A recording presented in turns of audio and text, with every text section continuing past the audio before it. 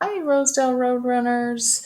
I am making a video just for parents today. This is our Rosedell Distance Learning Support video.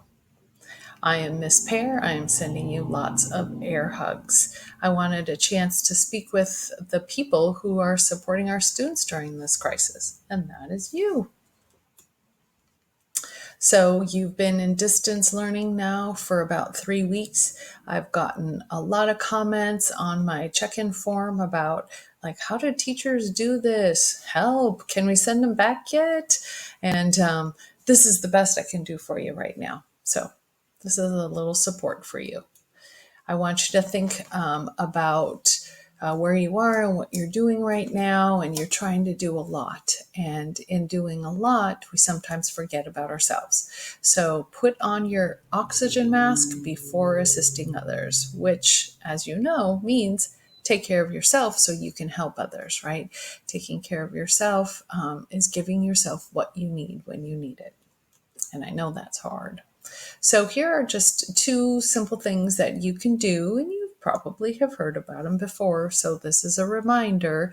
I've got a video here called Breathing Routines. And if you watched my broadcast that Miss Loskos and I put together, you saw the little silly video that I did about breathing and how it helps with relaxation and anxiety. And I know it sounds, well, how's that possible? But I promise you, if you try it, it'll work.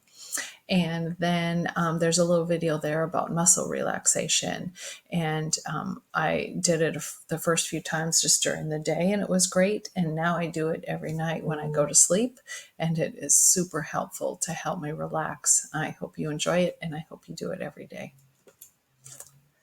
So, what are the experts saying? So, this is taken from information from the Psychology Today article. I've attached it if you'd like to read the whole thing, but these are some highlights. So, expect your kids to surprise you and to keep being kids. So, sometimes they're going to seem like, oh, they're so grown up and they can take care of themselves. And then other times they're going to be, the 6-year-old, 10-year-old that they're supposed to be. And you can expect that. So be surprised that it goes up and down, right? You will get frustrated, and this is hard, and you probably already have. And it's okay to apologize to your kids for that. We all make mistakes and we all get frustrated. We all get stressed. And it's okay to turn around and say, I'm sorry. Sorry I talked to you that way. I'm sorry I handled that wrong. That way they know that it's okay for them to make mistakes and be sorry also, right? Your kids are not going to do what you want them to do.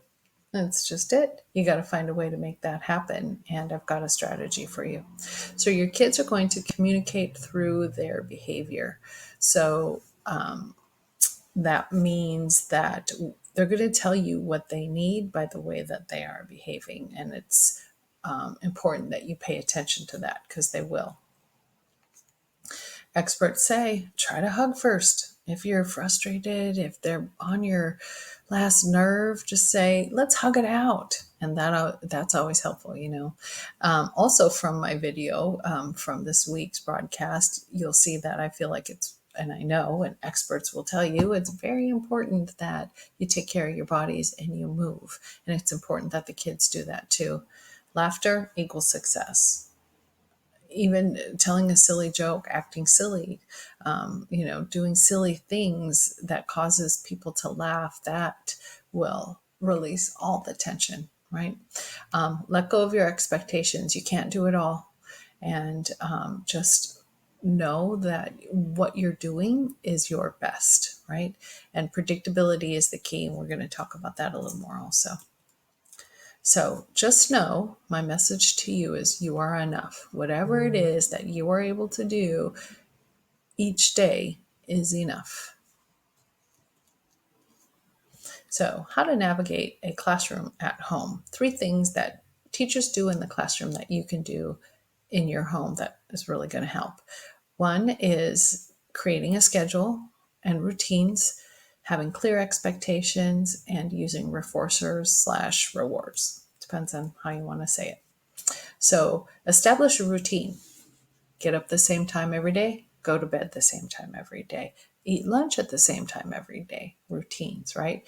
Create a visual schedule, something that you can have up on the wall, or on a whiteboard, a piece of paper, inside a notebook that the kids can refer to as their schedule for the day. And don't forget to schedule in fun. They have fun when they're at school. They go to recess twice a day, right? They have fun in the classroom doing brain breaks and silly activities and fun activities, and those need to be scheduled into their day also. So schedules are important. Here, if you click the link there, it's going to give you, I'll go ahead and click it for you, and hopefully this will work. Here is one that is already made. It's just a sample schedule, and you don't have to use this. You can make up your own. You'll see that everything is on here. Wake up time, they're not waking up on the schedule until 9 o'clock. Then they do math, they take a break. So it's broken up throughout the day to give them time to have fun activities and to do work. And it's okay for you to get their input, find out what's going to work for them and what's going to work for your family. It's a great family activity to do. So it works. Otherwise, you're going to be frustrated. So work on it together. Next is having clear expectations. So with some help from Miss Becker, we created a pride matrix that has perseverance, respect, integrity, dependability, and effort, which is our pride expectations. And then what they should be doing, what your students should be doing at home during Google Meets, schoolwork, and for class participation. And go ahead and read through that on your own. I'm attaching a copy that you can print if you would like. And I'm also attaching a matrix that is not filled out. So you could possibly make one at home for your family, because you could do one that has, instead of like Google Meet, you could have morning, and then you could have afternoon, and then evening. Break it down to however many parts you want to, and then what the expectations are to persevere during that time: respect, integrity, dependability, effort. You can make one at home.